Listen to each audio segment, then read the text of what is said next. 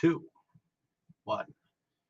Hello, ladies and gentlemen, and welcome back to another exciting film journey here on Inside Movies Galore.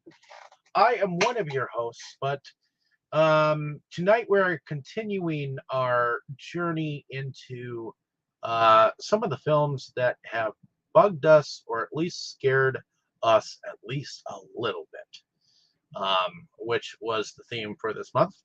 And today's choice was put together by my fiance, Tammy.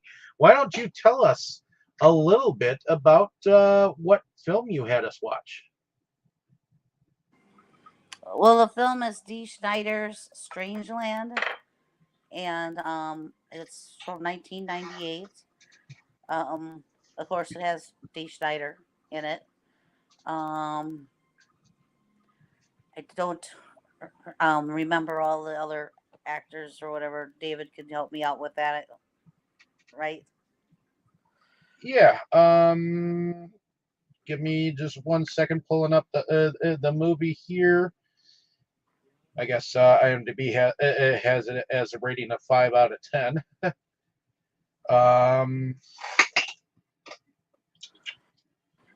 So, as she said, Dee Snider is one of the characters in here, but Kevin Gage and Elizabeth Pena, Brett Harrelson, Robert Englund, Linda Oh yeah, that's right. I remember you. Cardellini, Tucker Smallwood, Amy Smart, Robert Lasardo, among others. So, Yeah, basically, it's this guy D. Snyder is into this extreme I guess you want to call it body art, body piercing, whatever. Um, Body and modification. yeah, but um he's kidnapped people and doing it to them. They're not necessarily coming. Not everybody is coming there willingly to have these things done. It's worth noting that like his original victims are all younger teenagers. Correct. But they are all victims. They're not. Well, he's got a lot of followers that are doing these things to themselves because they want to. These people, it's more or less, I think he's experimenting to see what somebody can handle, basically. So that's kind of what really makes it creepy. And for me, what made it creepy is the things, the hooks and yeah, that's how I picked this one for this, because the first time I watched it, it just made me cringe every time there was a hook, or there was this, or there was that. It was just I mean, I've seen my share of horror movies, and I've seen people get mutilated on horror movies and everything, but something about doing this stuff just made my skin crawl. and this is what IMDb says about the film. A detective pursues a sadist specializing in body modification rituals who lures teenagers through the internet. And God, is that internet kind of dated? Yeah, I think the most interesting thing about this movie is being so dated in its perceptions of how the internet actually works, because in 98 not a whole lot of people had the internet. I was gonna say it was remarkably advanced for 98. We were joking about that. Barely fucking worked. It Yeah. reminds me of I don't know if you remember the hacker movie The Net with Sandra Bullock. Kind of remind, or even some of the computer stuff that wasn't hackers, a little bit. So, but yeah, did we want to do first impressions then? Sure, I guess like I was just supposed to let you guys know why I picked it, and I think I did. So and yeah, definitely was not my first time watching it. It was only my second time watching it, and I think that's gonna probably be my last time watching it. So but Brandon wanted to go first, so we'll go off with Brandon. Appreciate it. Yeah, this is my first time watching it or even hearing about the film, other than in passing. I'm sure I heard about it in passing. But I'll admit, if I watched it back in 98, I don't think I would have been able to complete it. But watching it now, especially after all the stuff that y'all have put me through over the years, I was okay. I mean, I still don't prefer that stuff. I'm not a really big fan of the body horror like that. But, I thought the villain was interesting. I thought the plot was fun, and I did find it entertaining that when I decided to do a Nightmare on Elm Street marathon, that we watched a movie with Robert Englund like the night before. So it was kind of funny how that worked out. But it was fun. I would watch it again. And like I say, the body horror doesn't bother me as much in this one. And overall, it's not too bad. I mean, definitely not quite Hellraiser, but doesn't bother me nearly as much as Return of the Living Dead Part 3 does with that stuff. So That's weird. I've watched the Hellraiser movies, but there's something about this one just I think. Do you have any tattoos or anything? Oh heck no! I don't like. I just don't like that stuff myself. I have no problem with other people doing it, but me, no. I have 4, but they're not big and they're not gross or they're not whatever. They're all like fantasy, But none of the suspending yourself from the piercings in your back and stuff like that. No, I got my ears pierced twice, so that's the only piercings I got. I actually think Captain Howdy would make a good Cenobite, but that is my first impression. Okay.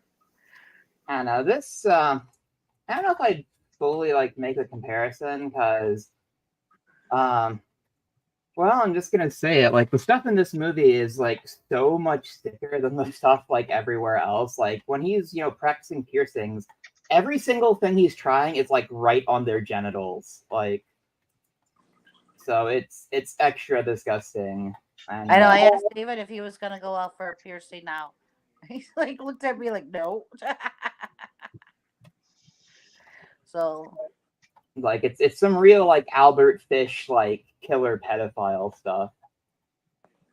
And I think that's maybe the thing I took the most issue with is that later in the film we're kind of supposed to be oh, he's reformed, he's a victim, and it's no, he never should have been released. They should have let that mob just kill him. So since you're already speaking about it, is that your first impression or do you have more? Well, that was really my first impression, in that the tone just didn't work for me, because the opening is just ick. It's really intensely I don't know, that's, I don't mind killing people, but you don't kill them like that. That's against my sensibilities. Okay. So it kind of broke a lot of my personal rules off the bat. And then the way it tries to, the direction it goes in the second half of the film really rubbed me very much the wrong way. So what we get is kind of a mess of different tones that clash really bad with each other, especially the more you think about the crimes he committed. Buffalo Bill is more redeemable than this dude, and we're supposed to feel bad for him. Fuck off.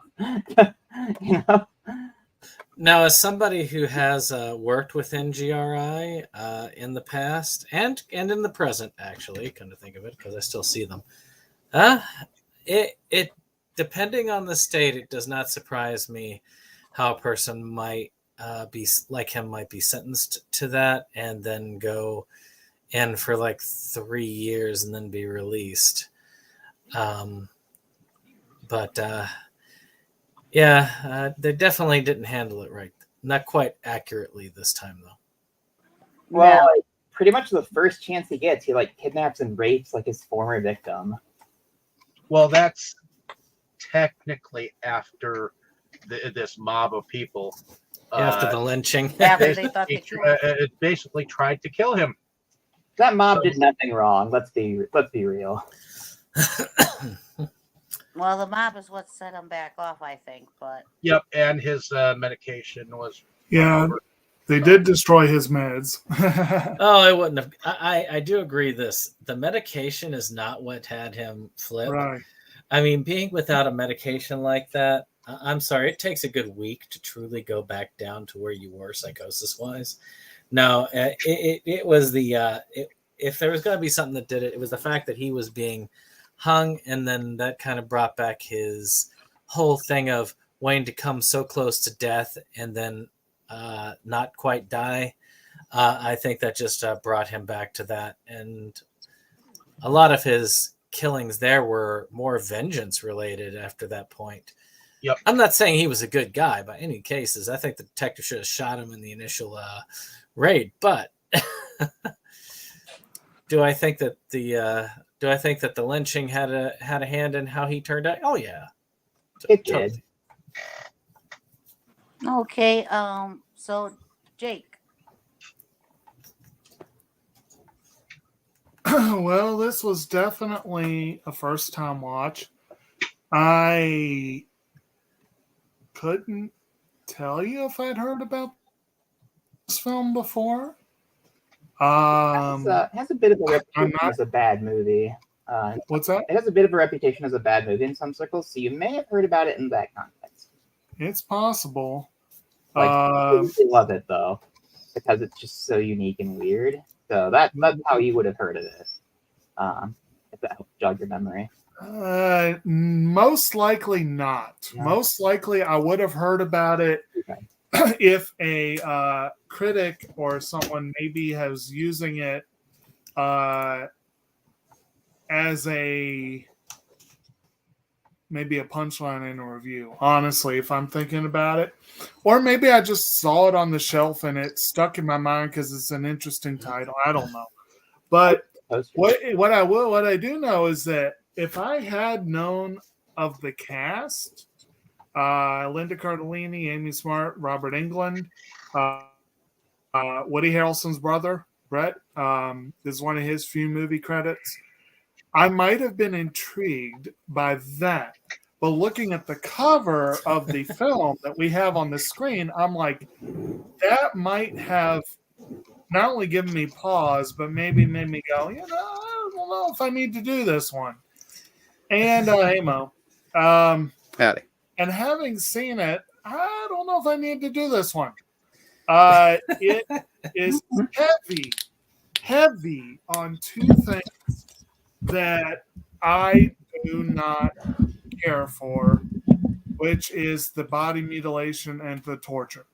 Now, I know a lot of people really get excited about body mutilation. A lot of people really enjoy it. I remember having this discussion when we did, what was it? The Return of the Living Dead 3, I think it was. And I think Katie spoke up and said that there was, like in defense of it. And I'm like, okay, but I don't want to see it. You do what you want in the privacy of your own home and then cover it with your clothes, and I'm good, and you're good. But this guy... There's a big difference in the What's two. that? There's a very big difference in those two here. Yes. Oh, I think Captain But- Howdy would love Return of the Living Dead. Part 3. Captain Howdy would probably want to meet that girl. Yeah.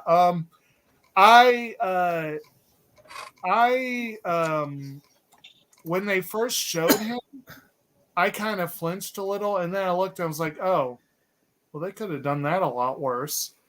So when it comes down to it, they could have gone a lot worse. But that's where the kidnapping, torture, and rape elements come in, especially torture. Yeah, I fully agree that what that mob wanted to do to him was deserved. Him getting released so quickly was bullshit. There was, I don't know if I fully agreed with your read, Dustin, that we were supposed to fully empathize with him, but maybe we were. Maybe I got a different vibe. I got it. I thought it was kind of interesting that they went in that direction of releasing him midway, catching him midway through, and then releasing him supposedly reformed. It did lead to some interesting possibilities, but that honestly, this film was for me a mashup of things I really don't want to see in a movie and wasted possibilities. They completely wasted Linda Cardellini. Amy Smart got a good scene, but she's only in a couple scenes. Robert Englund was kind of interesting, but I thought he was wasted here. It just, overall, it was just a weak film that really, really put me off, and it's probably one of my least favorite watches. I think even Return of the Living Dead I enjoyed a lot more than this. It's just when we got to the mutilation part, I had trouble with that. The movie overall, I found much more enjoyable overall. This one had a lot of possibility, a lot of potential. Captain Howdy could have been more interesting than he was. I think, Mo, you were saying in the chat earlier that Dee Snider wasn't exactly known for depth and, Yeah, any message this movie contains is almost certainly accidental. I think that if it had been in the hands of someone who really had some of those gifts and some of that, some real philosophy behind it, it might have been a really interesting, if incredibly hard to watch movie. But I feel like in this context, it was a borderline competent movie that just did not have enough good to outweigh the bad for me. Well, like I said at the beginning, it was weird to see Dee Snider being portrayed this way because he's done so much stuff that's positive, Yeah. And to see him portrayed this way it was just freaky. Yeah, it was a little bit. But I mean, again, that for me, I think Linda Cardellini, I think Freaks and Geeks, I think the Avengers movies, I think, hell, the Scooby-Doo movie, she got a more positive role. Here, she is straight up the victim. That is it. She is the victim. No depth, nothing. Most of the film, she's shrieking in pain or just... And she's barely in the movie, but the part she's in, I'm like, she deserved so freaking much better than that. Even within the context of this film, they could have given her much better. It's just, yeah. Okay. Well, Mo, now that you joined us, we're still doing the intro. So, did you want to let us know what you thought? And Sure. Strangeland was definitely not my first time seeing the movie. Strangeland was a big deal for me when it came out because I was right at that age, interested in heavy metal. And, there'd been heavy metal horror films before, but in terms of like people specifically, I guess, in my age range, 35 to 40 in there. This was the first time that like a contemporary, I guess, heavy metal artist put out a horror film. A couple years later, we got Cradle of Fear from Danny Filth of Cradle of Filth. And then we ended up getting, House of a Thousand Corpses from Rob Zombie. But this was the first one, in my lifetime. Again, there'd been like shit like Trick or Treat. Yeah, but I wasn't born yet when Trick or Treat came out. You know what I mean? So Oh. it was just kind of one of those movies I knew existed, but this was the first time like somebody I'd seen on MTV put out a fucking movie, you know? And I think I was mostly just pleasantly surprised that it is as competent as it is because it's D. Snyder. Dude's a bit of a dum-dum, okay? About the most articulate he's ever been was when he did those PMRC hearings in the 80s, and I think he wasted all of his active brain cells on that, because I've never found D to be very compelling. But he's like that dum-dum you're fond of from the 80s metal scene, you know? So I like this movie quite a bit for the nostalgia attached to it. I remember renting it when it first came out, and then years later renting it a bunch to show like friends and whatnot. A couple of years ago, got my copy from Dustin, I think, and I've revisited it a couple of times since then, and I think it holds up pretty well for what it is. It really is kind of like what I said in the chat, where it's just D. Snyder doing like edgelord shit to prove that he's still relevant. At the time, metal had went a lot more hardcore, and I think this was D's answer to that, because he knew I Wanna Rock wasn't exactly going to stand up next to the fucking Korn album or something. So he did this shit, and good on him, you know? I mean, he accomplished what I think he wanted to accomplish, which is basically taking a bunch of crap that he saw from other horror films and combining them into what we eventually got in Strangeland. So it's big with heavy metal fans. It's big amongst like the body mod people that exist in the horror scene. I know quite a few people that are fans of it from that angle. And yeah, I think it's a good time. A good time's probably not the right way to describe it. It's a nasty little flick that I enjoy revisiting every now and again. I can see why people wouldn't like it, though. You know, the torture stuff's not for everyone. I don't really see where he's coming from with the sympathetic angle, but I'm interested in hearing more about that. I don't think any of it was thought through very much at all. You know, I think it was just kind of thought I remembered him saying that he was trying to toy with that on like the commentary or in some of the extras on the DVD I used to have, and also the way that he was kind of presenting himself like after his release really did remind me of like those like PMC trials, like the way he's like dressed up and presenting himself and speaking. It reminded me very, very much of that. Like, so that was I could see that conclusion. Who could tell with D. Snyder, man? He's an anomaly. He's a rare specimen. He's a neat guy. Yeah, I like him. Like I said, you know, he can be a real dipshit sometimes, but we're all fond of him. Twisted Sister was not the best band of the 80s wave of hair metal, but I still enjoy them from time to time. Yeah, me too. I like him most from when he was on Holliston, like the Adam Green horror TV show. Yeah, he was such a fun character, just like their weird boss. Right. Yeah, and don't let any of the cracks I'm making on him detract from the fact that D. Snyder is clearly a huge horror fan. I mean, it's, you know, it's something the guy enjoys, or else he wouldn't fuck around with this stuff. He certainly didn't need to make Strangeland. It was a labor of love, and I think him trying to gain some relevance in the changing scene of extremity when it came to heavy metal. And you could argue it succeeded. So I'm glad it exists, but I can fully understand why people don't like it. And even the people don't like it, like remember it, like it makes an impression. Yeah, I don't think that there's anybody, even as much as you could hate this film, that could say it's not an effective horror film in the very least. Well, yeah, it definitely made an impression, that's for sure. I was surprised how like pissed I was watching it this time. I was like, wow, this fucking sucks. I hate this.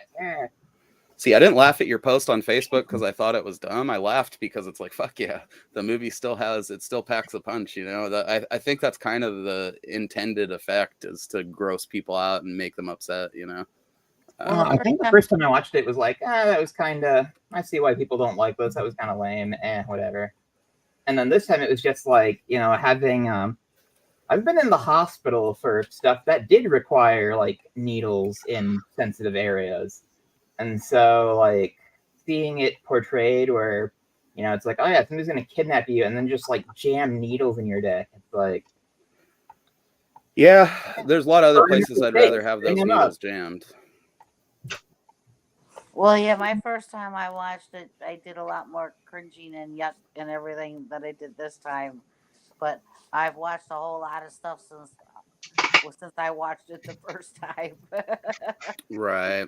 And when I said it's kind of mid, I mean, like, you compare it to like other torture porn movies, and Strangeland really isn't that extreme, but it's still effective, you know. You're right. Especially Okay. for someone like Jake, I can understand how this is definitely make his dick tingle a little bit, not in a good way.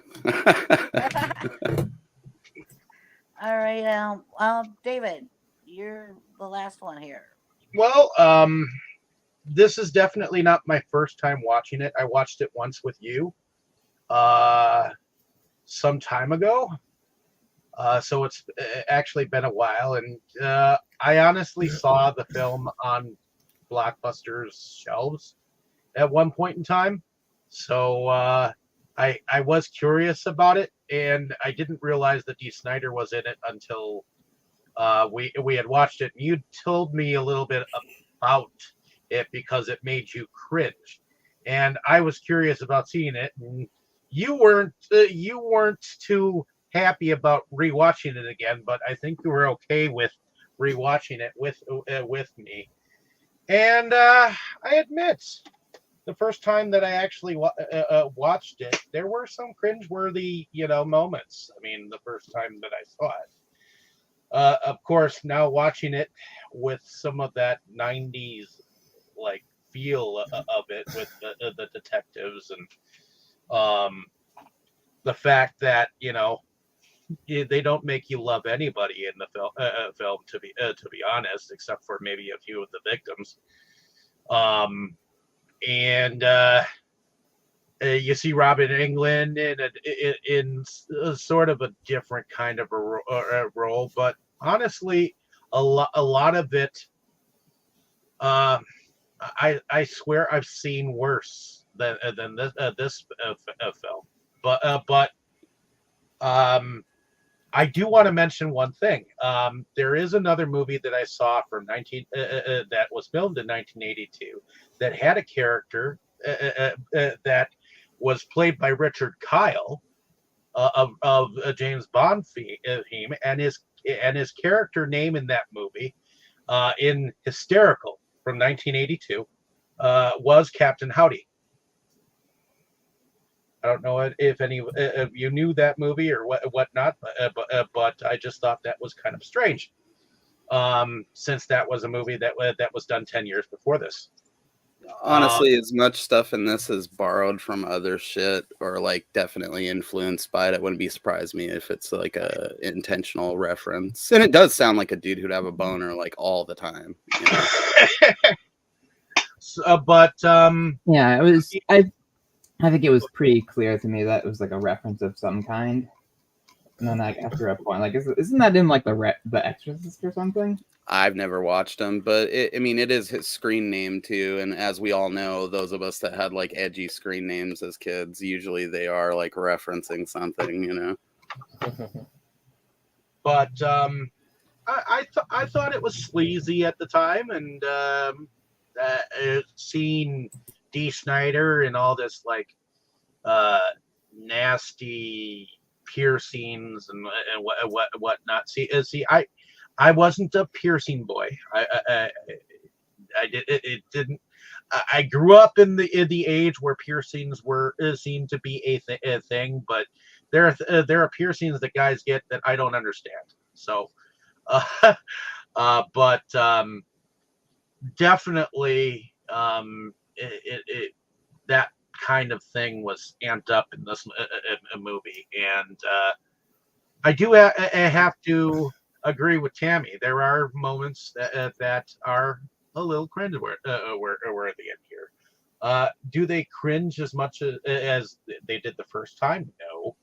But I do recognize that there are some horrible things that were done for this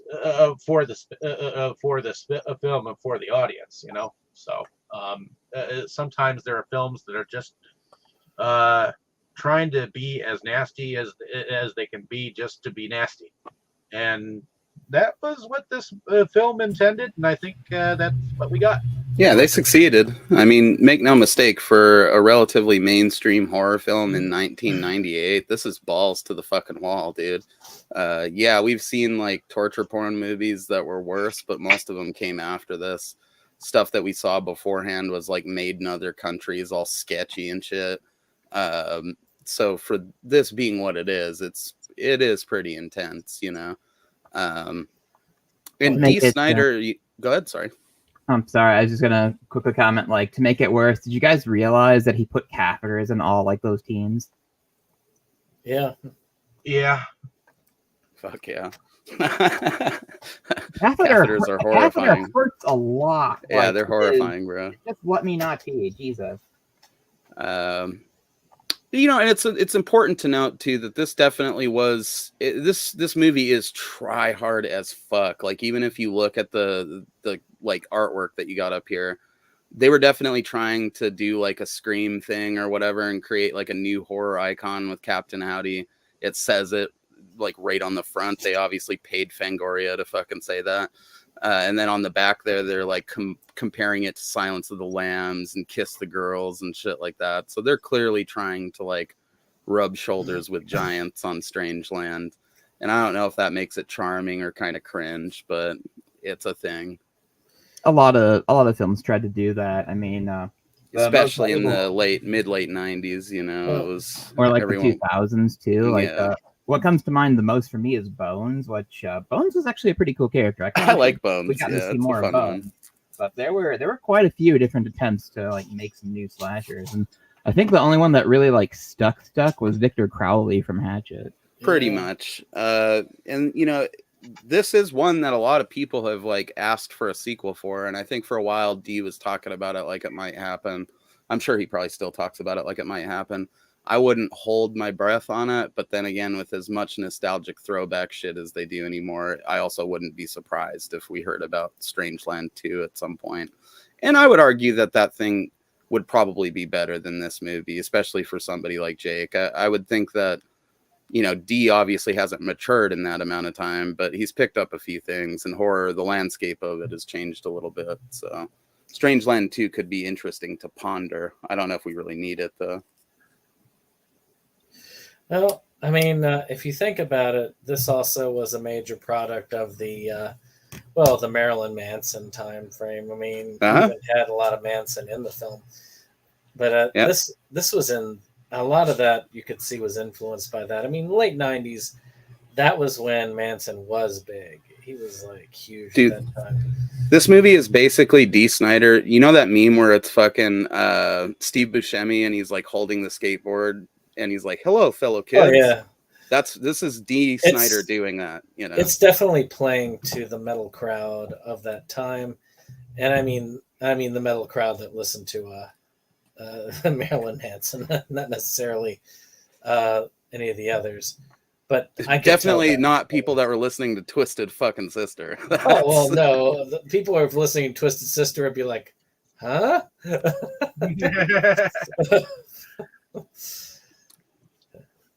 I mean, to be honest, D. Snyder looks like a freak in here. I mean, he really goes balls out as a freak. D. Snyder looks like a freak in general. He's got that weird skull structure that really makes it does lend something to this character, I think, with the piercings. You should have seen him on Masked Singer. He actually came out in high heels. Oh, I've been seeing D. Snyder wear women's clothing since I was like 6, you know. So that's not that weird.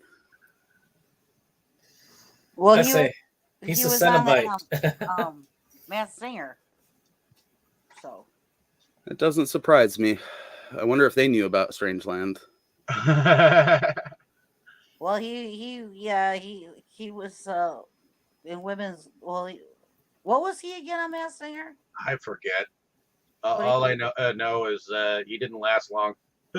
No, but he had like a women's outfit, I think, on or whatever, and the whole heels and everything. I would wager, yeah, as a reference to Twisted Sister, you know. That show was so ridiculous. Like, whatever. I can't get into it. My mom loves it. I mean, I guess I get why certain people dig it or whatever. Hey, everybody watches it because they want Rudy Giuliani to make a new appearance. it's I can't believe they entertaining. did I that. watch it because I think it's entertaining. It's fun. So Yeah, I mean, fuck it. You know, we all watch terrible stuff. That's I mean, yeah, it's just kind of like I don't know how to put it in words. I think my kid recently got me addicted to Cake Boss. I still haven't came like to grips with that, but one day. Well, I guess we should get it. Actually, Tammy, did she get your first impression done? yeah, So I guess I into did the mine right film. off the bat because I was explaining why I picked it and everything. You know. Yeah, break down that plot, boy. There's not much of it. No, there really isn't. I mean, you know, it starts off that these girls are on the internet, and you know, Howdy Doody, or not Howdy Doody, Captain Howdy comes up there, and they decide that they're gonna go meet up with them, and the next thing you know, the girls have not come home, and that starts a whole hunt for them. You know, and then they find the one girl dead. And while they're doing this whole hunt, you're getting to see the whole what is all going on. You're getting to see Dee Schneider and the whole getup. You're getting to see the whole scene of the piercing, the you know his whole world of this body mutilation. And you see that he's got a lot of people that are his followers, but then you see that there's a lot of people that are not his followers that you know, that he's doing the body mutilation too. So, you know, Yeah, he's kind of a thrill kill seeker. His issue was that he kidnapped one of the girls he kidnapped was actually the daughter of a detective, and then her friend who had a heart condition. That's one thing that was slightly different, I guess, about Captain Howdy than some of these slashers, because at least at this point, Captain Howdy wasn't necessarily out to kill them. Matter of fact, she wouldn't have probably died if she didn't have the heart condition. He wants to push people to experience pain and pleasure, like I said, he literally is a Cenobite from Hellraiser. Just a human version who wants to emulate one of I will show you the greatest pain and pleasure. Well, I don't think he really cared like if he killed them or not, because I mean, if you pay attention to like they kind of like sweep it under the rug, but if you pay attention, like he basically shredded her genitals so badly she had a heart attack, and that's why she died. Oh yeah. So Well, he was pre-existing experimenting with condition. people. zero, like I don't care what you were trying to do, like it doesn't. All your philosophy shit is just like so bullshit and hollow. Like, fuck you. But I admit, in the whole detective story, I love the fact that he goes and calls out the detective. Yeah, come on, go ahead and find me. Does one misleading approach, but then a detective finds him like right away. It's second time out, right after he taunts him. Yeah, come and find me. It's like okay, and he does. Yeah, you're using the internet, dipshit. We can trace you. It's Well, important to you're note too. I'm pretty sure a talking lot about of the inspiration from this came from John Edward Robinson, which was the internet's first serial killer, called the Slave Master, who basically was big into bondage and submission stuff, and would hire crawl girls, and then they would just disappear. Which is a scary thing to think about. Like, I guess around the time this movie came out, but nowadays it loses a little bit of its weight because I think even your like biggest idiot is probably not gonna fucking go for something like this, Also, recent cases have called into question, or I guess not recent, like a decade ago, called into question the legality of someone like legitimately volunteering for something like this. Not that that's the case in the film, but it's interesting to think about, I guess. Well, let's keep in mind that back in those days, it was pretty much early internet, and people were just starting to get on America Online and doing the AIM, and not everybody had it, and people were much more trusting that others wouldn't lie online than they are now. We've gotten to be where we're super paranoid about it these days, but we're talking like almost 30 years ago. So Well, interestingly enough, I guess they didn't catch John Edward Robinson until 2003. So maybe this wasn't directly inspired by it, but there's some interesting parallels Yeah, in there supposedly with he's that dude. responsible for 8 homicides, but his total victims remains unknown. It's probably just 8. Most of the time, those idiots that act like they've killed a bunch more people are just fucking lying.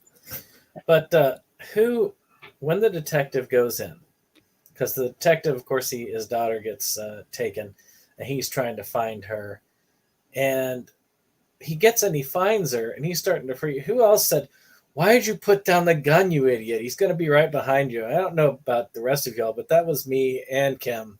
Like, he's I going think to be it's right anybody behind you. active brain cells. I mean, what cop puts down their sidearm in a situation like that?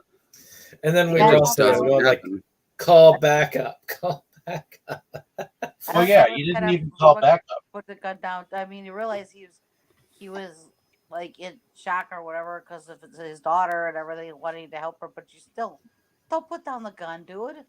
Look around you. You know, what a fucking idiot. See, I hate when I see movies and cop shows where they don't call for backup. When you know the killer is in the fucking house. Indeed. And did he have a warrant for that house? Probably not. Let's be honest. There's a higher chance of him accidentally shooting his daughter than putting down his sidearm if this was a real life cop.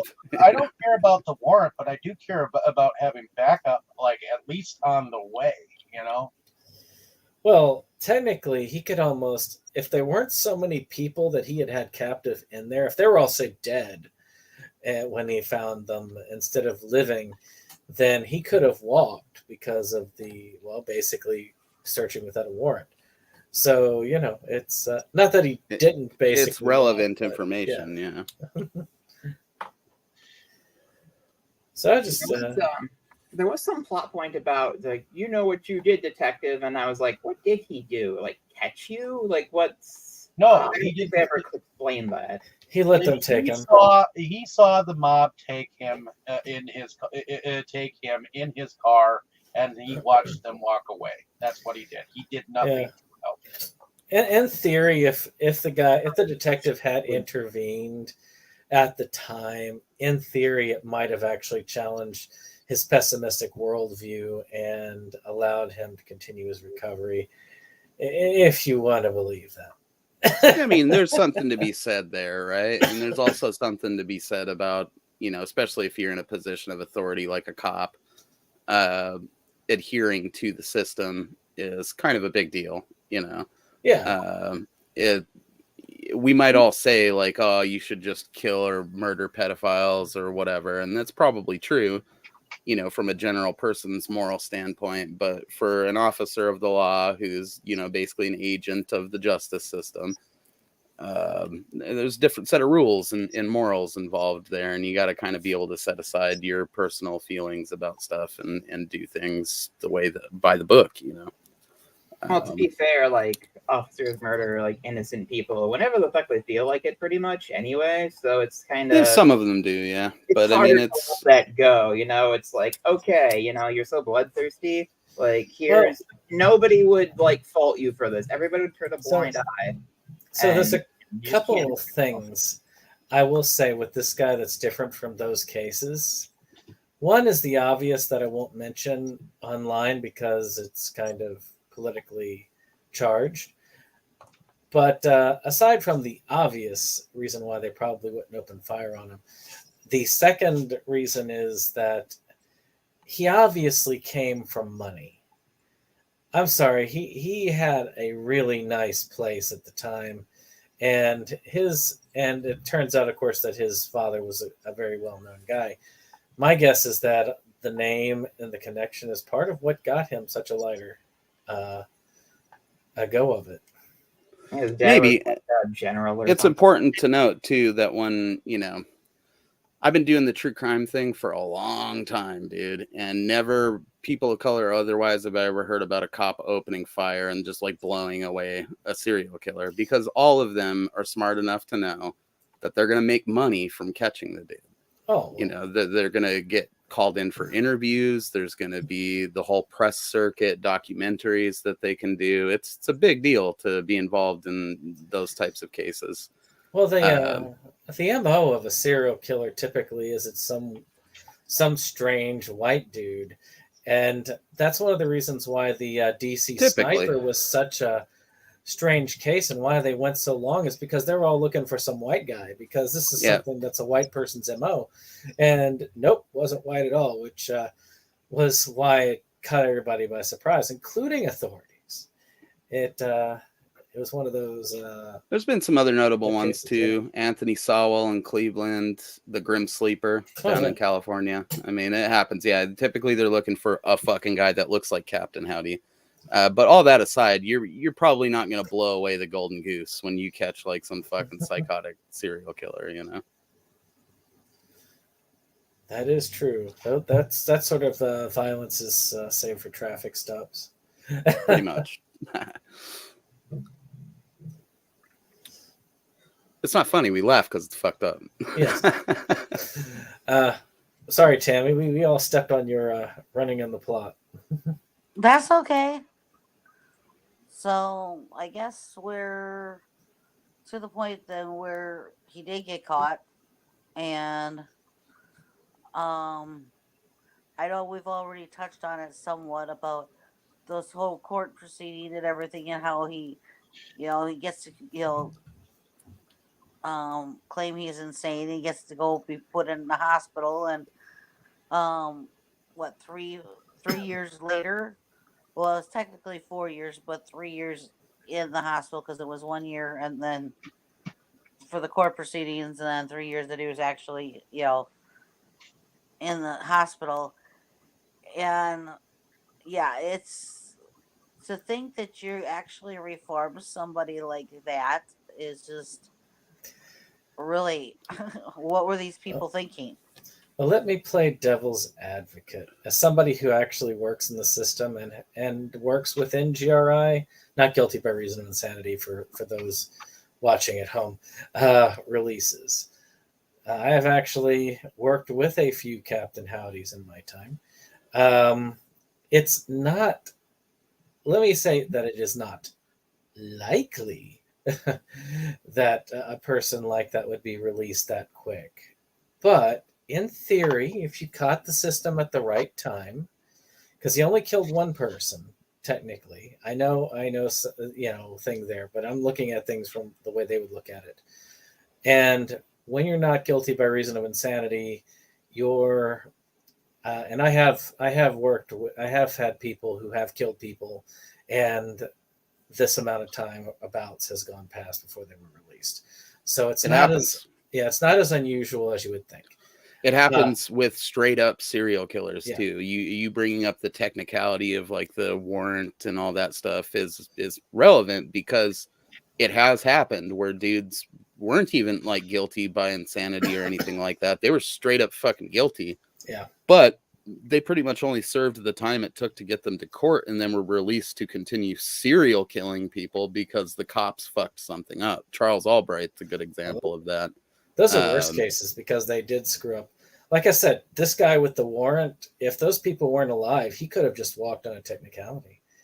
And in reality, I think it's far more common when you get like insanity defense to stay the rest of your life. I mean, that girl that shot up that school because she hated Mondays, like Garfield or whatever, that girl's still in fucking prison. And she did that when she was like 13 years old, And keep in mind, it's also related to what the psychiatrists say and how long they've been there. I mean, I've been to Central State's forensic unit. I've seen this sort of thing. It doesn't look like, even though I was hoping for the Hannibal Lecter thing, because that place looked pretty cool, but no, not so much. But in this except case, for the dudes tossing semen at you.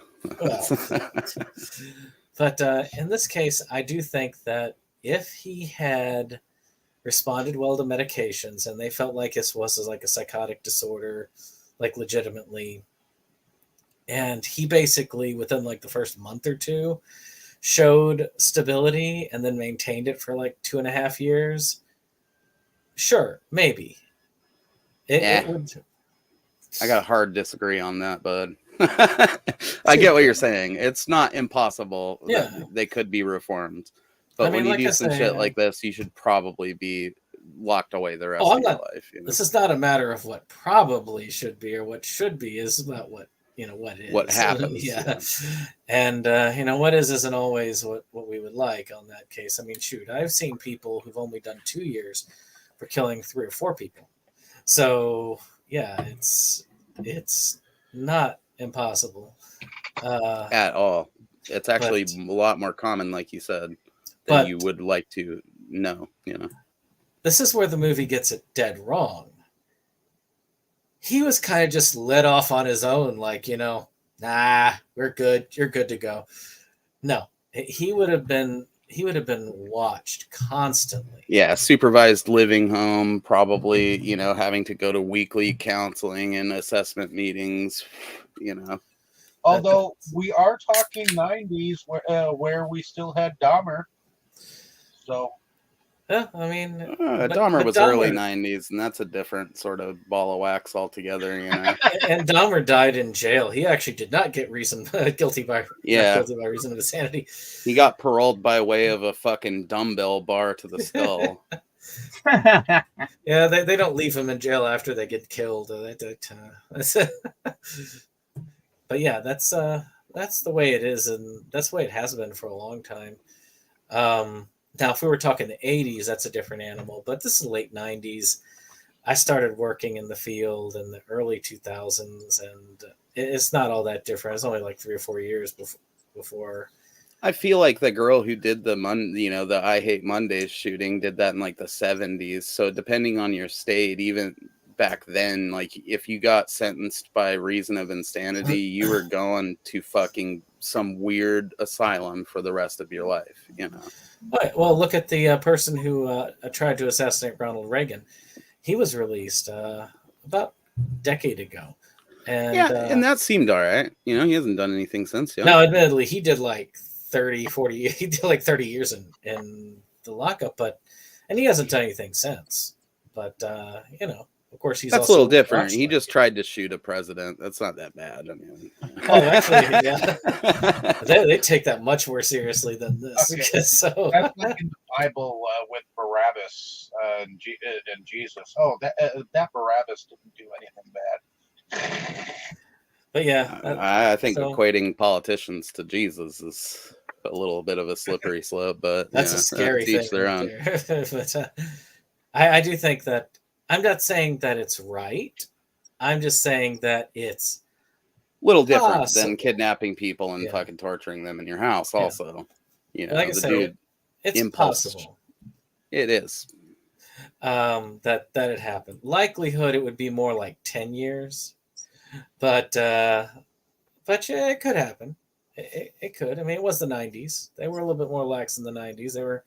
Speaking of Reagan, he worked hard to get NGRI people out of the asylums as quickly as possible. So that's possible that it carried over there. I think that's the real hook of the Uh, movie is that he gets caught relatively early, but then gets out. It makes it a lot more sinister.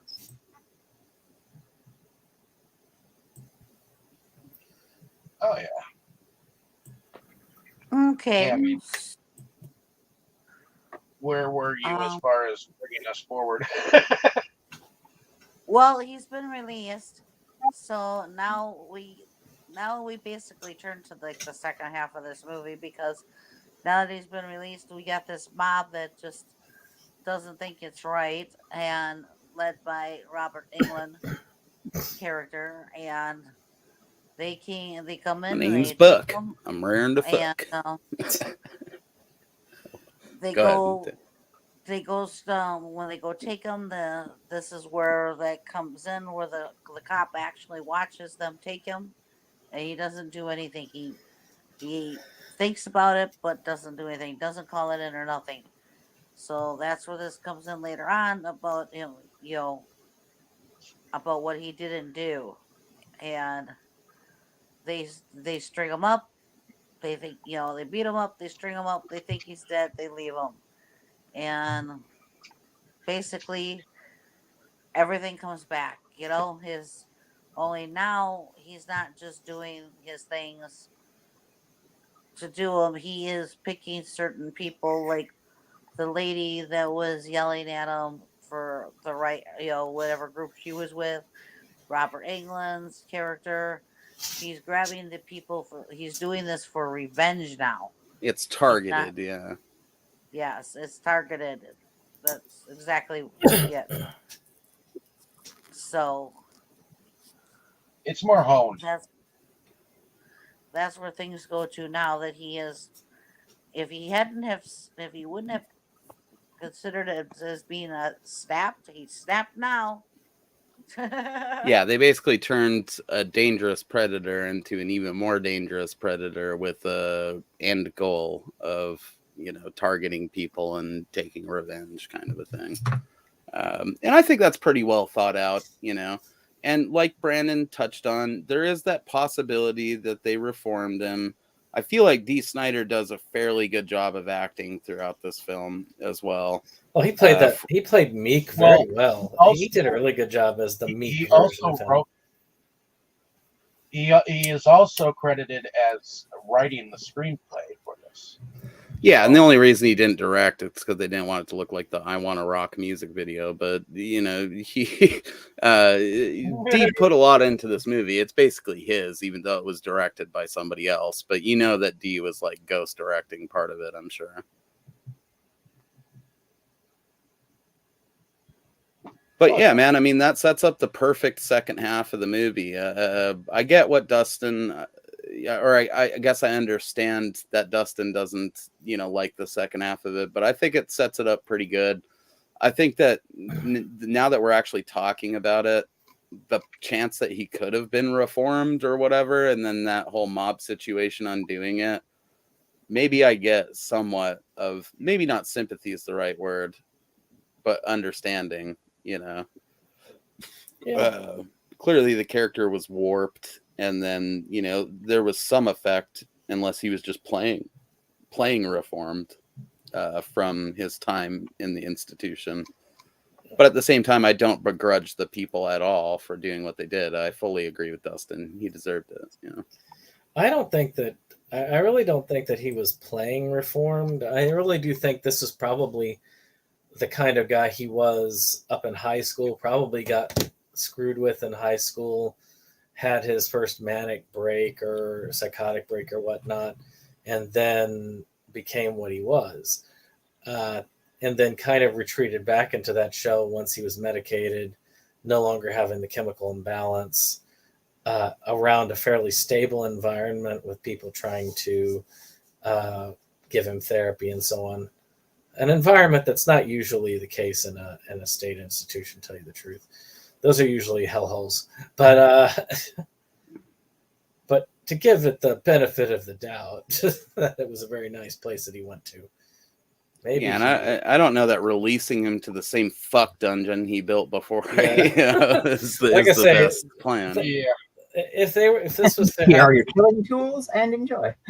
If this was to happen these days, they probably would have helped him manage his finances, sell that place. They would have probably sold set him his up in an place apartment someplace. and placed him in a group home here in Milwaukee. Yeah, or bulldozed it after he was apprehended. He probably would have been given an apartment someplace else in the state. Probably wouldn't have been wanting to return there anyway, because that's not a good place to go back to. People have memories, and 3 years is not long. Dude, 3 years passed since I bought this from Dustin. I barely fucking noticed. Yeah, it's not that long. It's a relatively short amount of time once you're like not 8 years old, But I didn't mind. Actually, despite what was said earlier, I thought Robert Englund's performance was really good in this. I thought he played a good asshole. Well, he did a good job. I just wanted to see more with the character. Like, I just felt like he showed up, did his thing, and was done. And it's like, Yeah, well, there would have been less time for industrial metal and nipple piercings, Jake. So Yeah, you got to make time for that industrial metal and nipple piercings. That's We just needed more Robert Englund nipple piercing action there going. we need more nipple piercings in general in this movie, I think.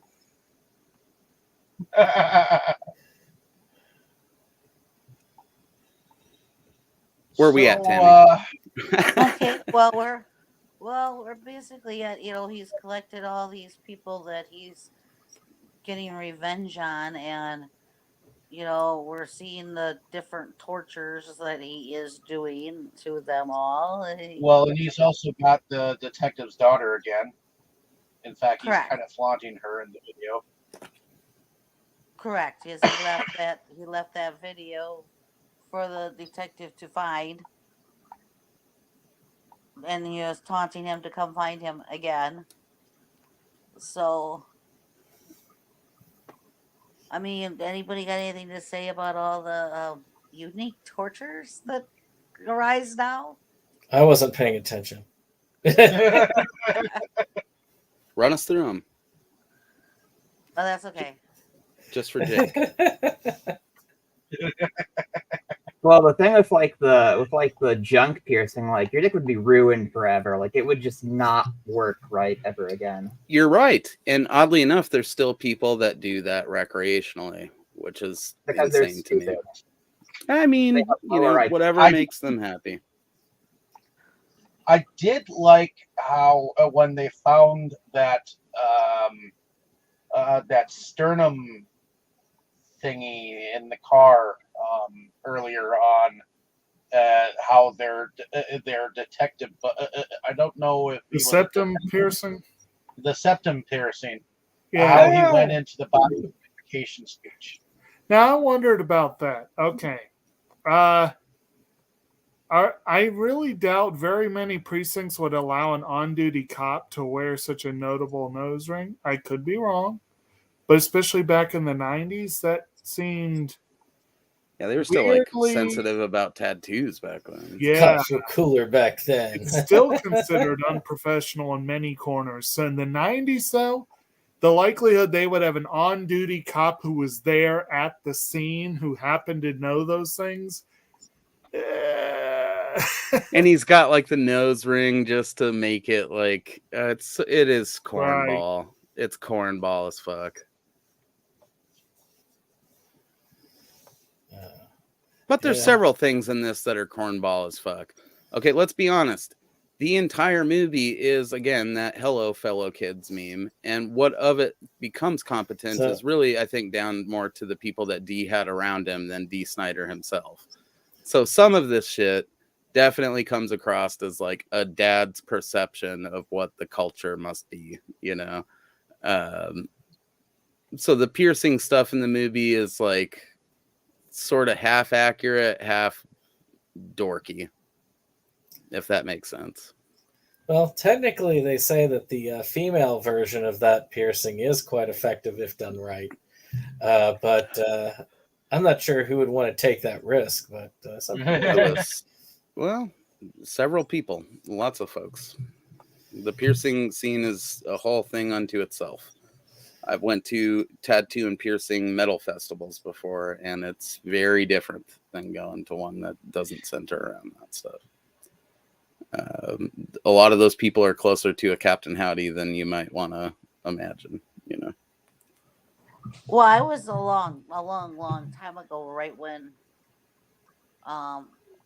tattooing actually became legal in Milwaukee. Again, I was at a tattoo party. What the fuck? It was legal for a Yeah, period? what? Why? It wasn't legal in Milwaukee County. Wow. You guys are just like only cheese eating and fucking Packers games. What the fuck is going on? When? Like 1940? What? No, what?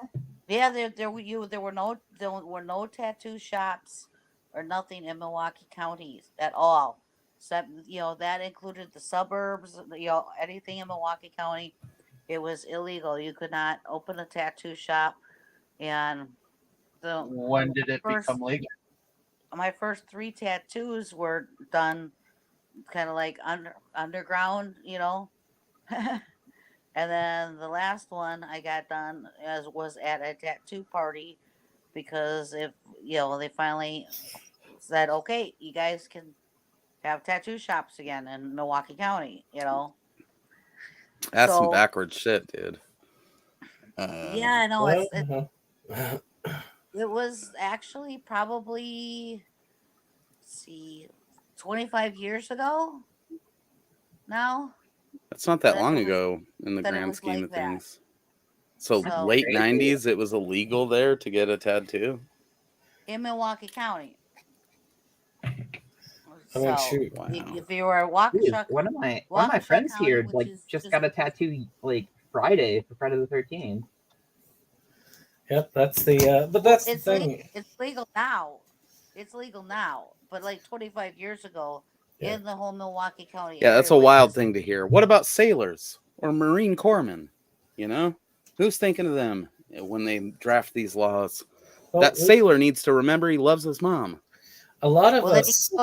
he could go to Waukesha County or Walworth. You can get the County fuck out of our county, man. Try that in a small town. Well, you gotta keep in mind, a lot of us who were growing up in the 80s and 90s. I mean, I was still quite young, but I knew that there were things that were back then that culture was super different. I mean, you had the Super satanic different. panic of the late 80s, early 90s. And it was still kind Everybody- of around in the late 90s, you know. Everybody like going around and like talking about censoring stuff, and it's kind of odd because I mean, a lot of people think one group of politicians is all for censoring, but all groups of politicians have been for censoring. It just changes hands. Yeah, over it the years ebbs what they and wanna censor. flows. Because, Most of the people Dee Snider wrote songs for in Yeah. the 80s are the type of people that would want this movie censored now. That's you know. that's the weird thing is like I said, the people he was defending him against in the defending the lyrics against early on, Tipper Gore and all those people. Nowadays it's the other side that he's having Yeah. that he'd have to defend against. Those same It's- people got all offended it's, by WAP and are still bent over the back about But Nike or something. But that's the thing is there was a lot of stuff that was considered inappropriate even back then. So it wouldn't surprise me. We had a lot of dry counties, and when I was growing up around where we were, well, dry being in quotations. But we also I've heard had, of dry counties, man. I've heard of places where you can't dance. All right, but I ain't never heard of no tattoo-less fucking shoot, we conservative had mecca. cigarette vending machines when I was growing up. It's funny that Milwaukee County is actually quite liberal. So All right. It Yeah, is- but 25, 25. maybe years not ago. 25 years ago. maybe not 25 years ago, but in this day and age, Well, and Yeah. now tattoos are legal, so there you go. Progress. Well, yeah, I mean, even lots of things have changed. I mean, I worked at places where there were mine are easy to cover up. Okay, I got one on each ankle, and they're little, and they're not that big. I got a small one partially up my one leg, and I got one on my back shoulder, and so they're all easy to cover up, But I remember I worked at this one place, and I had started there in the winter. Well, now it's summer, and I had on. I purposely wore darker pantyhose because of the tattoos. Okay, and the one lady was such a prude, and she turned around and saw my one tattoo on my leg, and she, like I said, mine are not big or huge or gaudy. It's a rose with a little bit of tribal around it. Nothing, nasty. Is that a tattoo on your leg? And she just started bellowing, and I'm like, oh my God. Get the secret police. Let's be honest, though. As much jokes as I've cracked about it, it's kind of the same here. I mean, until like the last 10 years, it didn't even become normal to see people like that working here. And then even now, you'll hear other customers like mutter shit about it. I support that stuff fully, but I still have never got a piercing or a tattoo in my life. I mean, I'm They're gonna have to identify me by dental records or some shit if I ever die. Well, yeah, Yeah. that's exactly what I'm saying. You know, it was such a taboo in a lot of places that you couldn't Yep. show them. And it You was know, drilled people. into our It's heads for a long time, even Well, after it the was drilled 90s. into my head that tattoos cause cancer. Wow. well, That It seems was- like some it weird was- 5G turning the frogs gay type conspiracy theory shit, but I'll you take had your word for people it. back in the day that it's 90 degrees outside and they're wearing a turtleneck with long sleeves because they had to hide their tattoos at their job. You know. Yeah, we don't want any Jews or bikers in this county. You go over to the fucking Waukesha if you want to get Some one of those people who tattoos. can't even get The jobs fuck? because they have tattoos on their necks, so or Oh, yeah. anywhere visible. So Well, I remember when getting an earring was considered the bad boy thing, and well, yeah. Yeah. So I think what we're saying in a roundabout way is Captain Howdy definitely would have worked at Hot Topic. oh yeah, most Yeah. definitely. He That's was where he born- got all No his money doubt. from. He worked at. He owned a branch of Hot Topic. Yeah. Yeah, he's Yeah. actually the regional manager of the Hot Topic in Waukesha County. Right. Actually, when they take all the stuff off and he hides his tattoos, he kind of looks like a low-level manager. Yeah. Dee Snyder? Yeah. Or, Well, in the hear movie, me out, a the- human what's pelican. his name? Carlton or whatever his real name was. Now, speaking of, so of course, after he goes crazy again, of course, he not only takes prisoner the people who screwed with him and tried to lynch him. Well, didn't try; they did lynch him. They just didn't kill him. And he also, again, takes captive the daughter again, and again challenges the detective to find him. And again, the detective easily finds them and frees them. But I will say they have a last battle at the church, where that club used to be, and it was a pretty epic final fight. Yeah. I really agree. liked that. That was pretty cool. And then the end where the guy gets set on fire. Yeah, the whole finale of this Oh, movie. I really do think that that character could have been something more. Yeah, it's in pretty the right kick-ass. hands. Because he was pretty cool as a villain, as far as the ideas. I just feel like it was executed poorly. Like aesthetically, yeah, I would agree with that. Like I think he's a like I mean I don't know, it's hard for me because like I can't really get into what he was doing because it's just so not my thing. Also, it's disgusting. Yeah. Like I can relate to the killer from Wolf Creek, I think, a lot better. And like that guy is honestly, Nick or whatever, yeah. you know, in a lot of ways. So it's I don't know, it's just it's hard to be excited about the dude, let's put it that way. See, I'm one of those people that maybe I'm just a fucking anomaly in horror fans, but I've never rooted for the killers, really. Like, at the end of the day, you want to find it. I look at it as a good wrestling angle. You know, it's not fun for me unless the people are a good foil for the bad guy.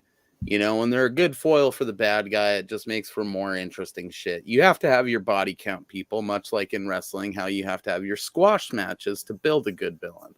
Where they just go out there and they obliterate some guy named Steve from Cincinnati who thought he'd try out wrestling for a minute. You know, but eventually you put them against somebody that's worthy of fucking having a match with them. And I look at horror in very much the same way. You gotta eventually put them against somebody who is a good foil for the villain, you know, and I think this movie fails a little bit at doing that, you know.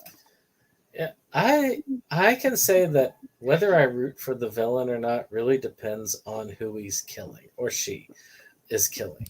There are movies where the people that they're killing are so despicable that I really don't care, and I'm fine. Like, yeah, go ahead, kill them all.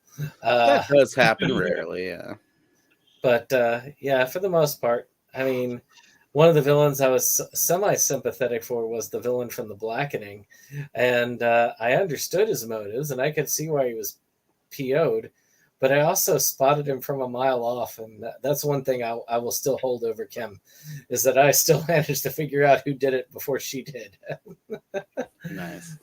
But yeah, I mean, like I say, it just depends. I mean, I can always get behind Leslie Vernon a little bit, you know.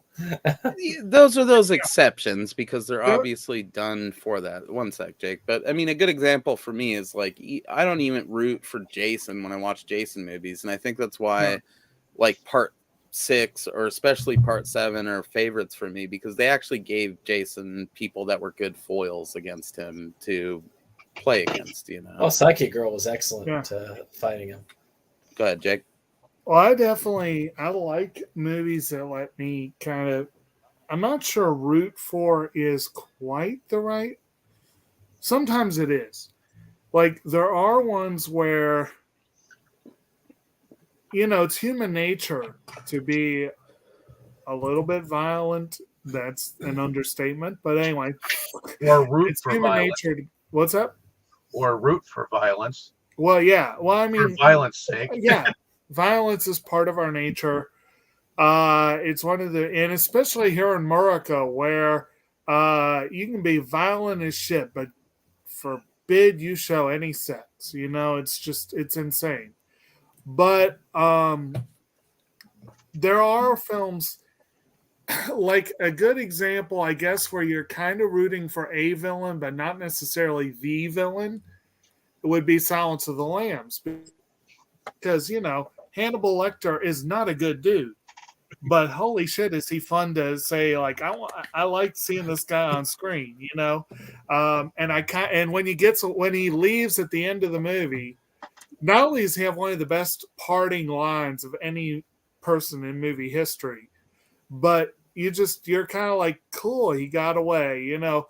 But meanwhile, Buffalo Bill, you're like, okay, that fucker needed to get caught. You know? Right, but dare I say, You know, Jacob, that the flaw in your plan here is that the reason we like Lecter getting away in that first movie is because we know that Starling's going to chase him. Right. You know? Well, that's part of it. I mean, yeah, you know, I mean, he still has that good foil to his shit. Yes. You know, and that pays off somewhat in Hannibal, albeit it could have been better. But they could have been a lot better with that. But it was a good setup, yes. But yeah, sometimes like, you know, and I agree with your idea of a good foil. Like, you know, that's one of the reasons why Death Note fell off a cliff, was like, as long as Light had L as a foil, you could kind of root for Light. Yeah. As soon as L was out of the picture, you're like, this fucker needs to lose. Well, there was nobody to root for in the second half of precisely. it. That's exactly what I'm talking about. I mean, Light you was nailed a it. dick, and the two people, and God, Mello and the other kid, and the kid, they weren't really worth rooting for either. So I just kind of like, ew. But like the idea that there's never a villain, you know, that it's never the villain that gets the, you know, there are times where I'm happy. Oh, okay, a good time. And here again, there were some good foils, but a good example, not a horror film, but a good example where the villain gets away and you're happy, and I was happy to see it, was the film that put Edward Norton on the map, Primal Fear. I don't know if any of y'all saw that one. I have. It's been a long time. The one where he basically plays a choir boy accused of murder. Yeah. And he successfully argued his innocence, or Richard Gere did it for him, but he did such a good job convincing even Richard Gere that he was innocent as you know, perfectly, you know. Shit is fucking unsettling, movie, dude. What's that?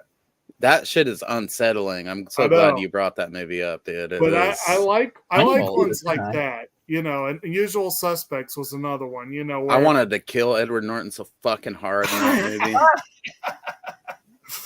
But yeah, you see, I like those kind of things, like where you're kind of like, okay, I should not like this, but And It's got there that are Moriarty element to it, though, where they're And- so smart that they get Yeah. away, and you're like, aha, like, Yeah. okay, I can get behind this. I'm not saying I don't ever root for villains, or I'm not ever stoked to see the villain win, but usually a lot of times, even when you see the villain win, Yeah. it plants that seed for the next encounter where the hero might best them. This is definitely one of those cases where I had no interest in the villain surviving. Yeah. Seeing him on fire hanging from that rope, that was fine by me. Yeah, I think all of us, Indeed. and they kind of blow the whole idea of turning him into a horror icon by making him so reprehensible that we all feel that way in the first fucking movie. Yeah, I'm going to digress from apparently everybody here. I root for the villain like 90% of the time. Like I am on. You Team don't Killer say. almost every single time. Like I am Team Killer, like by a lot. Yeah, but when you have movies where the killer is just bumping people off and there's really no like resistance to any of it, or that's where you get your mediocre fucking movies like Freddy versus Jason or something. It doesn't make for compelling viewing. I think that's why the Survivor Girl or whatever became such a staple of the genre, is because you've got that chick, at least that one person in the fucking cast that's like smart enough to be a decent foil against the villain of the movie. In Strangeland, everybody just kind of suffers and then it's over. You know what I mean? it's not quite the same. They didn't set it up right. I agree with you on this. It's not like a fun kind of. I guess that's a difficult concept to explain, like in fewer words, but like it's not like fun killing. It's like ick killing. Yeah. Yeah, everyone kind of suffers and then it's over. It could be a good tagline for the movie. Yeah. Including the viewers, it's just, they did, if they were trying to build like the next Freddy or Jason here with Strangeland, they failed in that element specifically, I think, of building any cool back and forth on that level.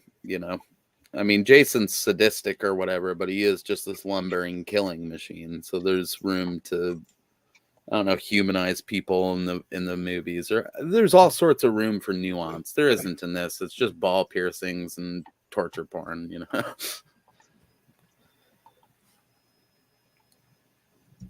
I could have seen him. Yeah, I think that's probably why I'm not on board with like this killer, because it's like I think most of the time when I do watch a horror film, like I put myself in kind of like the villain or killer's like mindset, and sometimes like the killers I really don't like are the ones who do stuff that I would find like too far. Like another way I've put it is like I like seeing bad people get hurt, and so when the killer is like after like awful people, like it's awesome. I love it. It's my favorite kind of thing to see. I feel that. I mean, more often than not, that's not the case. And I think, if anything, Strangeland errs a little bit too much on the side of realism when it comes to the way that the killer was put together. He's pretty much just a sadistic, pedophilic serial killer. There's nothing redeeming about it. There's no fun hook to plant yourself in, like a hockey mask or a finger glove or whatever the fuck. Or like a cool origin or anything, even. No.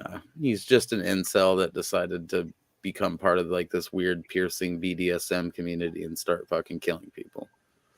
So there's nothing really to get behind there from the killer's perspective, and unfortunately there isn't a lot to get behind from the victim's perspective in the movie either. It just kind of is what it is,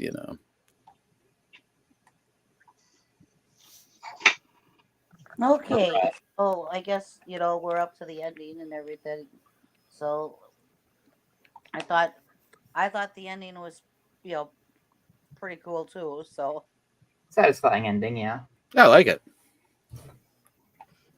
So, well, I guess we should go into production then. What does Sure. everybody think about that? Top tier. The effects, production value, like it's all pretty good. Like the movie comes off as very believable, like and grounded. So I Yeah. think that It's well fucking made. There's nobody that could make an argument against that. Yeah, I think the production design worked well. I liked the underground club. I liked a lot of the stuff that they did there. Well, like being a relative term. we get what you mean. I also it's well really put liked together. the design of Captain Howdy. As a villain, he looks impressive. He looks what's the word? Intimidating. So He does look intimidating, I will give him that.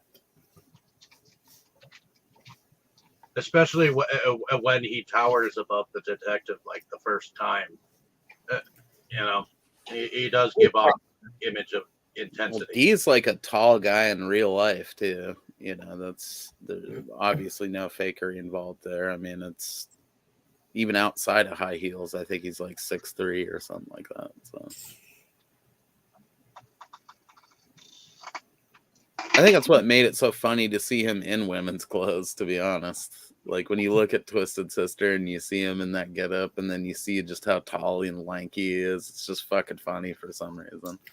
I don't know. Yeah, I love every element of the production, dude. The set design, all of it feels very legitimate and grimy and gross. Like I've made a lot of comments about this being Dee doing the "Hello, fellow children" meme, and it is in a lot of ways, but he executed it perfectly, I think, because A, he is a fan of horror stuff, and then B, I think he surrounded himself with people that knew what the fuck they were doing.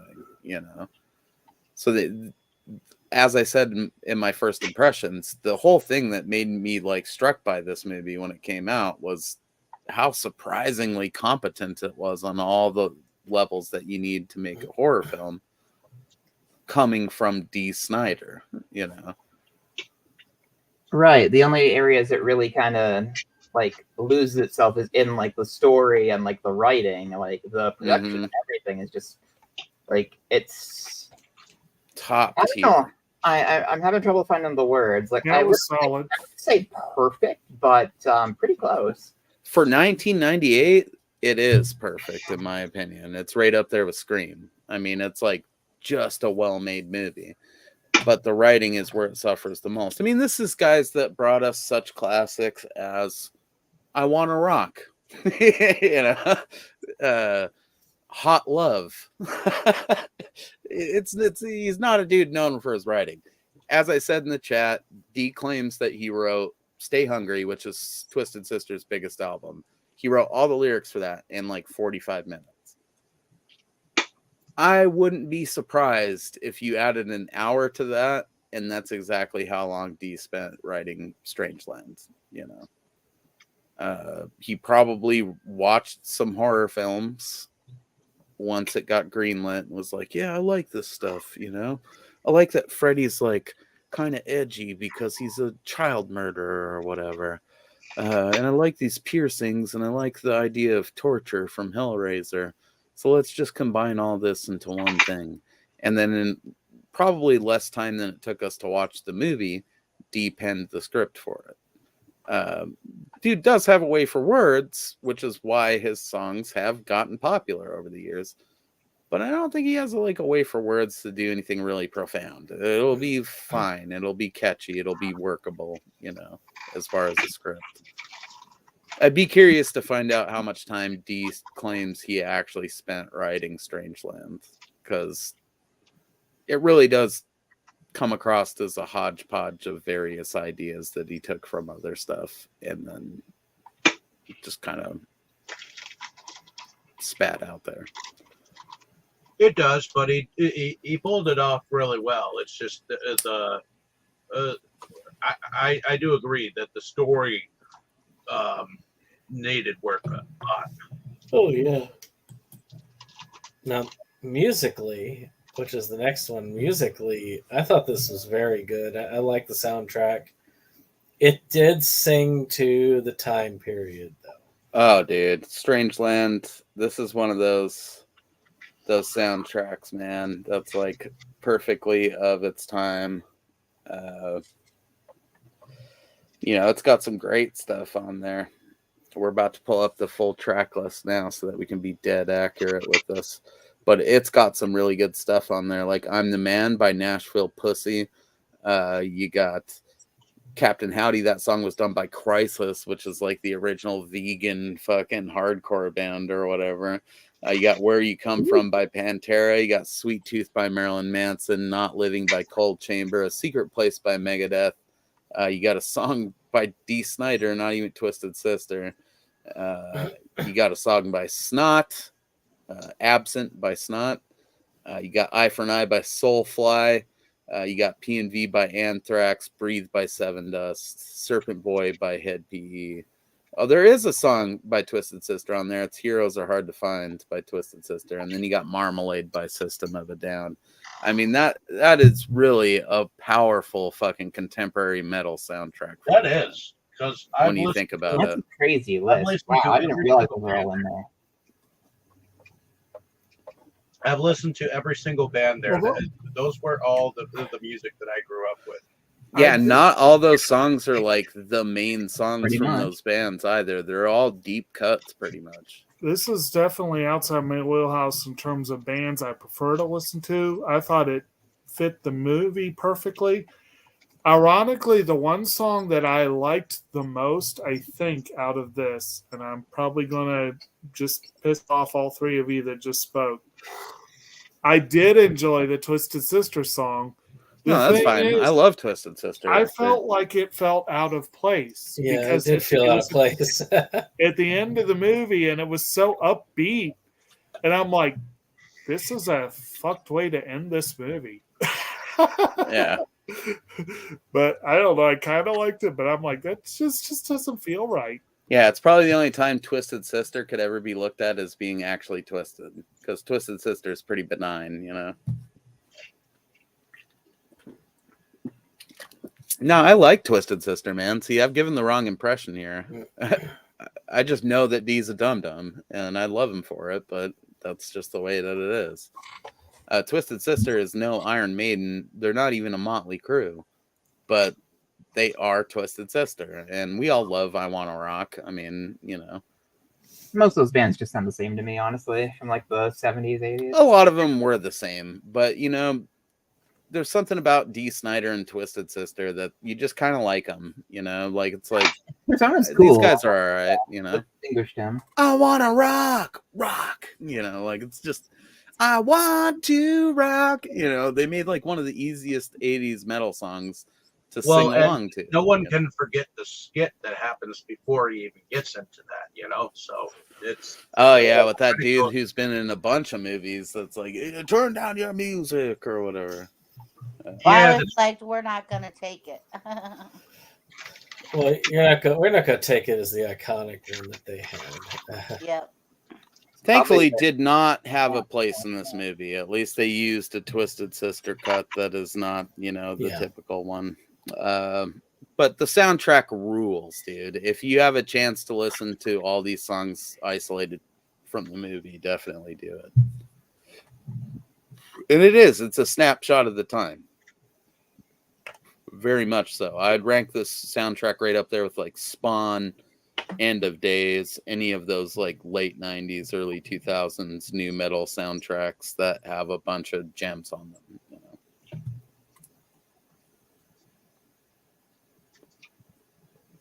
It was the new sound tantalizing your airwaves, you know? New metal. If you had like a thumpy drummer that was like do do do do do do do do do do do do do do, and then you had a bass player that was like down down down but down down down but you know, and then you had like a guy that was like singing Cookie Monster vocals and a lead guitarist that was high all the time. Then you could have made a good living in the late 90s. But yeah, this soundtrack's full of that shit, and I love it for it. Okay. Anybody else got anything to say about production or the soundtrack? If not, I guess we I want to should. go find the soundtrack now. It's out there. I think Yeah. they did do a independent, like a release of the soundtrack at some point. I feel like I saw it somewhere once, and I was like, should I buy it? But of course, I was one of those kids that already had like the albums that the songs came from. So. I know a place I can go to probably find it. Worth Okay, grabbing well, if it's out there. I guess we should go into favorite characters and our favorite scenes. And just for the fun of it, if anybody that's here right now, if you've got any tattoos or anything, just curious, who does, who doesn't? That's a good topic. I respect the adventurousness of that, Tammy. Okay, support it. You want to go first, Mo? I have none, or tattoos, or piercings, or anything like that. Like I said, if I ever die mysteriously, like Julian Sands on the mountain, they're gonna have to fucking identify me with dental records or something. Okay, so do you have a favorite scene, favorite character at all?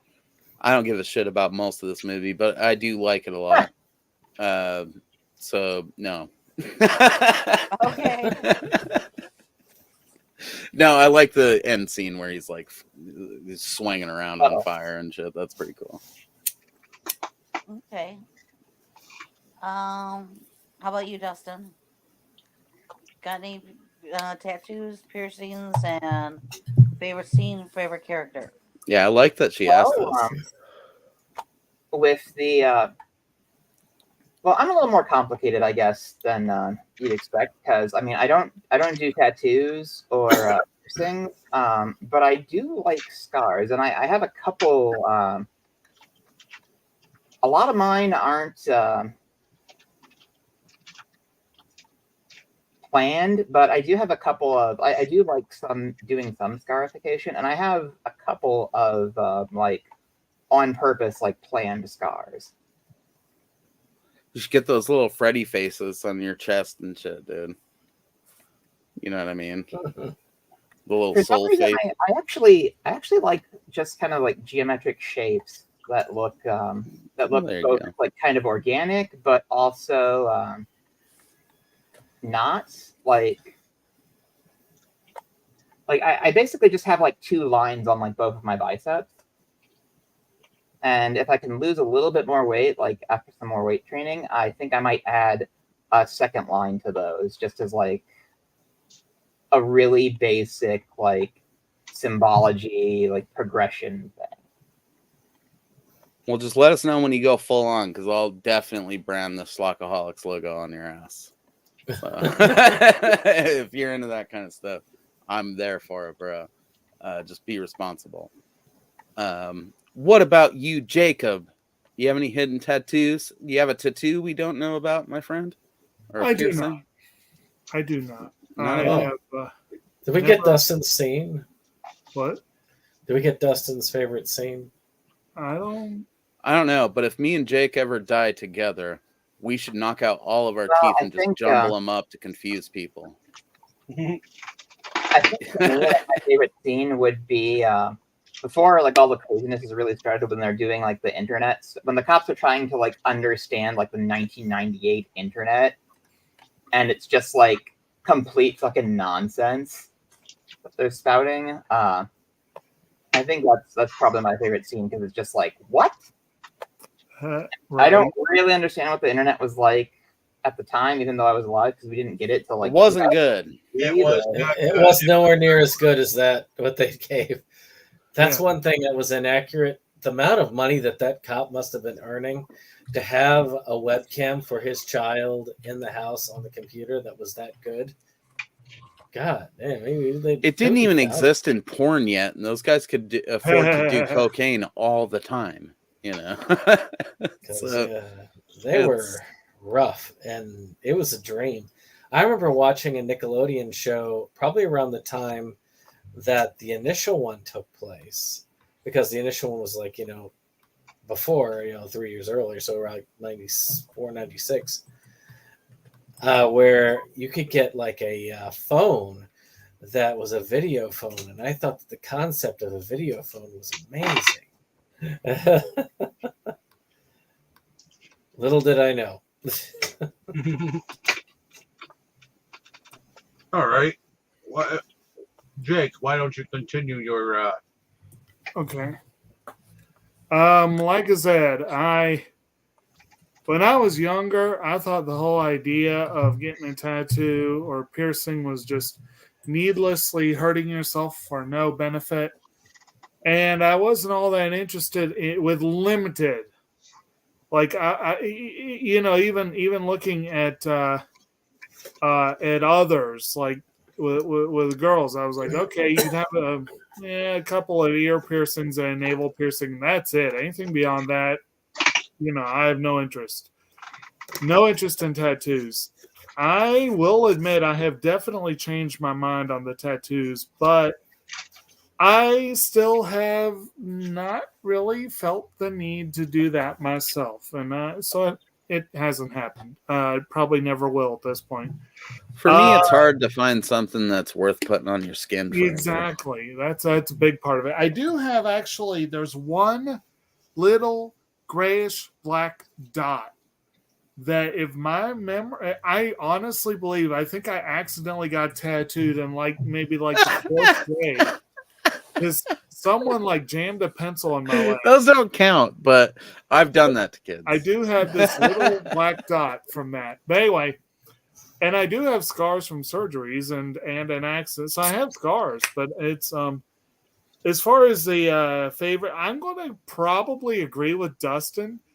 Maybe not so much the you gotta be kidding me about how inaccurate it was, which it was, and there is that, but the hilarity at how completely clueless the parents are, which was accurate and remains to this day very accurate. Yeah. How To that generation, definitely. Yes. And that's the part where Amy Smart comes in. She's in there basically to explain the interwebs to the elders. That's pretty much it. But not inaccurate, and still accurate to this day. Yes, believe me, I know. Believe me, I swear, every time I show my mom how to do something on her smart TV, she looks at me like I just taught her a new witch spell. Right. My mom's worse. My mom would always download viruses, literally no matter what she was trying to do. She's just trying to skim some sweet porn, dude. You needed to get her some quality fucking virus protection. I think that's it. Well, she'd get junk emails that would be porn detected on your computer. Junk emails. She'd be like, oh no, and she would just mash clicking it until the computer would just fucking break. That brings new meaning to junk email, doesn't it? It really does. I don't know, man. I did want to comment too. Was Halloween H2O out at this time in '98? Nah, I don't think so. No, that one was in 2000s, I think. Yeah, wasn't it? H2O isn't H2O Halloween 20 years later? So maybe it might be 98, 99, because I feel like I know for a fact I saw it in the drive-in when Air Bud was still running, because I saw them both on the same night.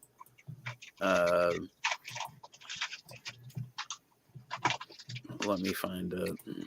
You guys are probably going to Google it way quicker than me. Most of my memories from the late 90s are from drive-ins, because that was the last blast. It was 98. Yeah, you're right. When was Air Bud? That's what we need to say 97. Anyway, the whole point of that is in Halloween H2O there's a similar character and a similar joke, teen 90s teens on the computer. And well, that was the whole thing. The girl's talking to her dad, and they're like, "What are you doing?" And it's we're having and the old dad's "Oh, we're having our nipples pierced." Or I don't remember. I wish I remembered the exact joke, because the whole this thing reminded me of that thing. And you think it might be a callback to it? Possibly. I'm in such a rush to get my thought out. It just blood. Well, stop rushing, bro. Strangeland definitely was a big deal for a minute. That wasn't just for me. About it from the stories that were told. Yeah. if you go back, I'm pretty sure. Well, there's a Fangoria quote on the fucking cover, so they bought some fucking space in Fango, and they got reviewed in there for sure. And definitely there was probably like MTV coverage of it, maybe in '98. It was a big deal. Like I remember anticipating it, renting it, like after it came out. I don't think this movie had a theater run. I remember just renting it at the video store, like right after. No, it was a straight to video release. Yeah. Like I actually saw this at the time when it was brand fucking new, dude. And it definitely, there was buzz around it, like mainstream sort of buzz. Cause I was like 11, I wasn't exactly tapped into the underground or anything like that. Was it a positive buzz or a negative buzz? Well, the movie was just coming out, so neutral buzz. Obviously, it was positive because they were paying for it, but yeah, it was buzz. Okay. So, Brandon. So the answer to the first question is no. Though I did have a funny story about things. When I was playing D&D with a traveling punk group in the late 90s, so around the time this film was out, one of my friends at the time, his father used to love to hunt with poison darts, which is kind of a weird thing. And one of the guys that they got drunk and they were like, I'm gonna go ahead and I'm gonna do a tongue piercing right now. He took one of the poison darts and almost ended up causing himself a very long ride to the hospital because of it. But we were able to stop him before he did that, and like, oh. But that was a fun tattoo story. Of course, my favorite. I agree with the idea of the scene, that final fight scene in total. I just liked. It was just really cool. Okay, how about you, David? Well, I'm gonna have to say, okay, I do like the part where the detective actually figures out like where Captain Howdy is. I also like the fact that Captain Howdy seems to be like on his own wavelength of high when he's talking to the detective, and when he actually has him go to the wrong house first, and then calls him cop, So those types of things, and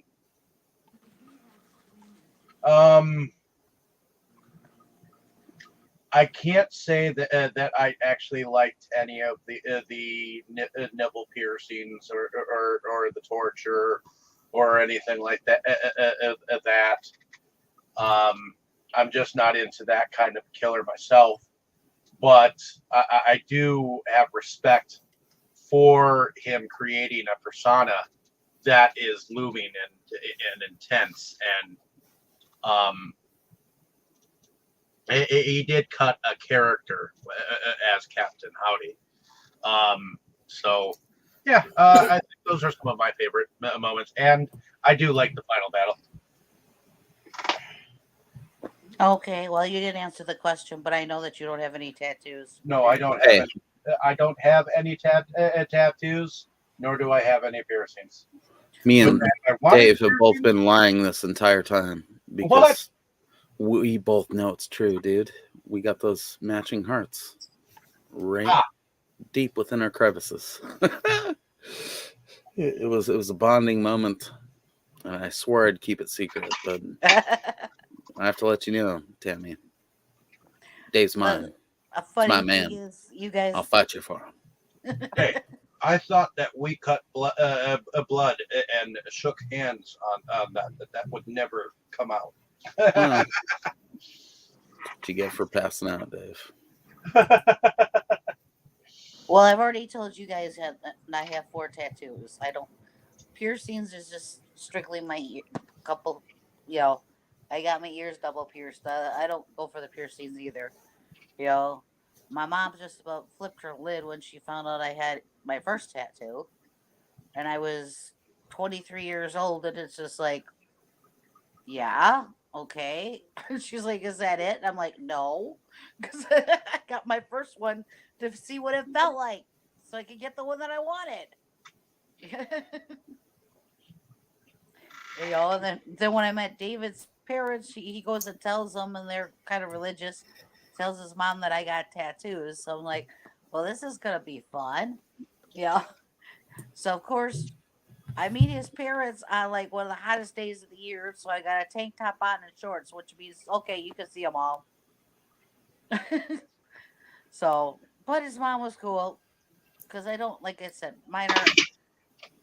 I got a I got a Pegasus on each ankle, and I got the Rose of the Tribal on my back. I've got, if you guys know the book Stephen King's, the dragon one. Eyes Yeah. of the Dragon. In the front cover, there's a shield with a unicorn and a dragon looking at each other. Yeah. That's on my back shoulder, only it's changed a little bit. Dope. So I don't have anything gross with blood dripping or anything like that. That's why his mom was real cool about my tattoos, you know. But If I can't grow a mustache in the next couple of years, I might get a sweet porno stash tattooed on my face, and then I'll just enter my retro trucker hat phase of my life, you know? well, it was funny though when my mom found out about David, because the first thing she asked me was if he had any tattoos. Because my boyfriends before David had long hair and tattoos, and usually had their ear pierced. So yeah. What was the second question? Like, you're going to shave his back, right? Fucking Well, furry that little was bastard. yeah, that was another time. He was helping my mom out and cutting the grass, and it was warm out, and he took his shirt off, and I had told her he was furry. And he goes past the window, and she looks at him, she looks at me, and she looks at him, and she goes, "You were kidding, he's furry." I'm calling animal control. I haven't had my rabies shot. Anyways. But anyways, yeah, my favorite character, I guess, I liked Robert England on here because I always liked him. And favorite scene, I guess, as much as I didn't like how he got strung up because that part made me cringe, I like the ending scene because he kind of like, okay, you're getting what's coming to you. Hell yeah. So, I guess with that, we should do our outros. Definitely. So, Oh, heading over to you, Mo. Why don't you tell us a little bit about yourself and what you do? Well, my name is Mo. I, frequent the interwebs under a couple of different brands or channels. We got, of course, Schlockaholics. That's our main jam lately. Pretty much over there, we've been doing some full moon discussions. You can find 3 or 4 of those over there at this point. We've also been doing some discussions, some atrocious short films suggested by Brandon. So that was like our comeback episode for the main series, and it went pretty fucking well. Other than that, we pretty much just get together every Monday or, starting this week, Wednesday, to talk about what we've watched in the past week, what our pickups have been, and any other, topics that enter our minds. So you can check out that Schlock Talk every Wednesday at 5:30 Pacific Standard Time. And a lot of these guys are going to be coming on the show, at various points. We've had several of them on there already, and we are planning episodes that are going to include all of them in the future. So lots of cool opportunities to hang out outside of these, straightforward movie discussions. And then we do plenty of those over there as well for like super low budget stuff. So if you're into low budget horror and just hanging out and having a good time, check out Schlockaholics. And if you have time, check out my channel as well, Retro Cult Home Video, where I don't do a lot lately because most of my time's taken up with Schlockaholics. So cheers. Thanks for watching. Alrighty. Heading over to you, Dustin. Why don't you tell us a little bit about yourself and what you do? Well, I collect horror movie stuff and attempt to show it off on my YouTube channel, The Crypt of Horrors. I also have an Instagram for the horror collection, The Crypt of Horrors. And I am Der Cryptaxis on Twitter, where I talk about the things I'm watching and the horror I see pretty much every day. I have a letterboxed Cryptaxis, where I'm trying to do one movie every day. And after a brief break in, I think it was August, September, I'm back on it. So I think I still have to do Totally Killer. Like, I just saw Never Hike Alone 2. Good one. Yeah, it's progressing. So yeah, just give me a follow in all those different places. And I'm going to say goodnight for now, because I got to go. We got to get you over for a mixtape one of these days, All man. right. Good night. Night. Maybe. Good night. Night. Yep. Alrighty. Jake, why don't you tell us a little bit about yourself and what you do? Well, I'm Kotobukijake. I'm co-host of the YouTube channel SeptumSin vs. World. And also just basically keep myself very, very busy most of the time. Lately, been, my day job. I also helped a friend of mine co-found RVA Homegrown Natives, where we grow all kind of native plants. We had a big event over the weekend called Punks for Plants that a couple of people in our little native plant community put together. We went out to Vazen Brewing and sold some plants and had some brews, and I, for one, very much enjoyed the Imperial Walrus, which lived up to Love its it. name Love nice. hearing you say that. And then we there was some bands, and there was a kind of a thrash metal band called Love Roses that ended out the set, and then on Sunday, I went to very different music, the Richmond Folk Festival, where I got to check out BR549's founder and frontman, Chuck Mead, and a really awesome set. Melody Angel and Cyril Neville were also there, and so I got some good music and some other music over the weekend, but definitely some new ones to add to the list, and it's good times. And of course, I do always try to make time to watch stuff to join these fine folks. I finally got to see the new remake of The Little Mermaid on Saturday, and then I'll watch this later. So a part of me is amused that I got to hear those very different movies. I love it. So, but I don't get to watch as many as I would like, but every now and then I get to do that. And, it's good. I'd be interested in seeing Disney's remake of Strangeland. It'd be really tame. You know that. Anyway. They were tickling each other. But anyway, I would say I give Disney props for starting the new movie with a quote straight from Hans Christian Andersen, which anyone that knows anything about his original tale is it was not happy-go-lucky. No, it was not. But anywho, I guess the Strangeland type take on that we've covered on this channel with Galore. That was a fun movie. Very strange and weird. But anywho, that'll do for me for this time. And I also have to run pretty quickly. Yeah, if you care about plants and animals and shit, go follow all Jake's stuff. Indeed. Worth and checking. if you don't, you should. Well, Jake, it was great having you on again. Yep. Night all. Catch y'all next week. Yep. Alrighty. Heading over to you, Brandon. Why don't you tell us a little bit about yourself and what you do? Well, I'm SeptumSin, a SeptumSin versus the world. We love physical media. We did have a brief start, but I'm taking some time off just to finish up projects. I'm helping Dave with his movie. I've got most of the stuff shot for Amityville Webcam, so I want to start working on editing that. I've got a actually, I did have some news on that. I have a documentary that I filmed and edited that got approval to be published. So that's a positive, and I'm just having to do a couple of basic wrap, just like some minor edits, which won't take me long once I've got the music for it, and end credits, and I will actually be able to submit that and should have a I should say my first feature length film published. So that's going to be a new one, and I'll say more on that as we go.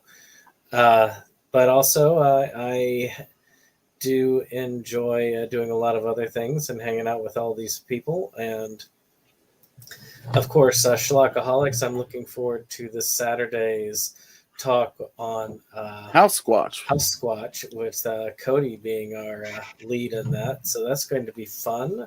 I've been looking to break out my copy. That reminded me when Mo talked about that. I was like, oh crap, I got to go get my copy up so I can watch it. So that's a definite thing. It's going to be fun this Saturday. So y'all should definitely check in and check out Schlockaholics for that. But of course, finally, because I also have to go, I will be actually making my contribution, and it will be a film that rattled me less than 10 years ago, though definitely more than recent, but more recent than some. And that is the haunting tale.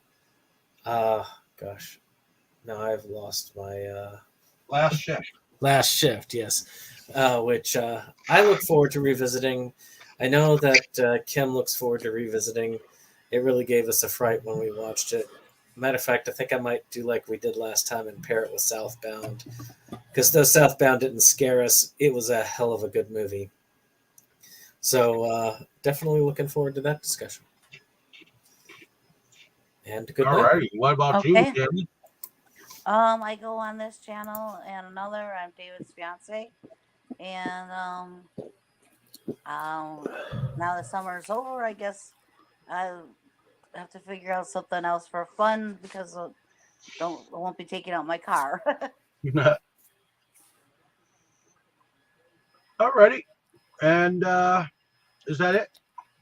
That's it. All righty. And my name is David Steggy. I'm one of the founding fathers of Inside Movies Galore. So thank you for coming along with us on this fantabulous journey that we've been having, scaring the living daylights out of ourselves again with the films that we came across that either bugged us or at least a little bit scared us. So like, share, and subscribe, and we'll be back next week with Brandon's film. Everyone say good night. Good night. 99.